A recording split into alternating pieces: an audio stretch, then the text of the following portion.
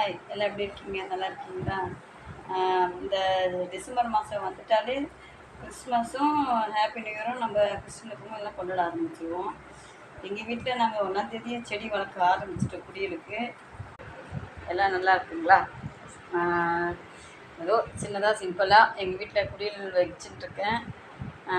ஆண்டவர் எங்கள் வீட்டில் பறக்கணுன்றக்காக எல்லோரும் கிறிஸ்மஸ் கொண்டாடுங்க, புது துணி எடுங்க, வீடுகளில் உங்களால் முடிஞ்ச அளவுக்கு குடியிருக்க வைங்க, நியூ இயரை கொண்டாடுங்க. எல்லாருக்கும் advance happy Christmas, happy new year.